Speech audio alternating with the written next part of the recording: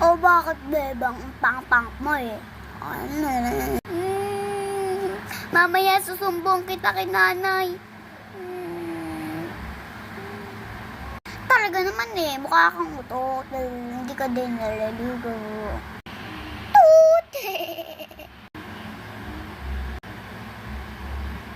Princess, bebang, wag na kayo mag-away-away. Ayaw ni teacher nang may away. Okay, class.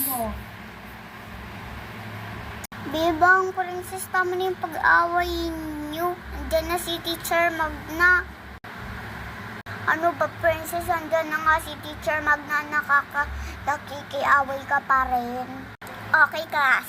Pupunta muna ako sa canteen at bibili muna ako agad-agad ng mga tinda ko. Wala naman si teacher Magna. Kakainin ko na tong itlog ko. Nyam, nyam, nyam, nyam. Busog talaga ako. Sarap-sarap. Busog ako. Hoy, princess. Tama na yan pagkain mo. Baka dumating na si teacher Magna. Kakain pa nga ako.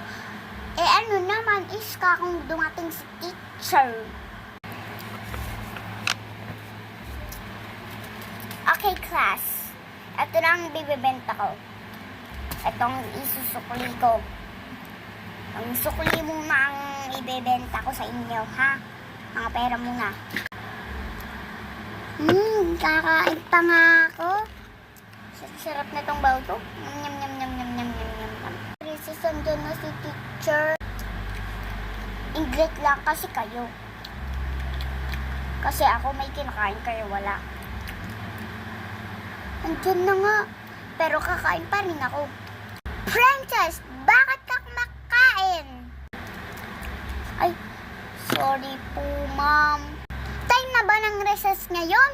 Kumakain ka na? Sorry po. Tumayo ka nga dyan. Eto po, nakatayo na ako. Saan yung baon mo? Akin na.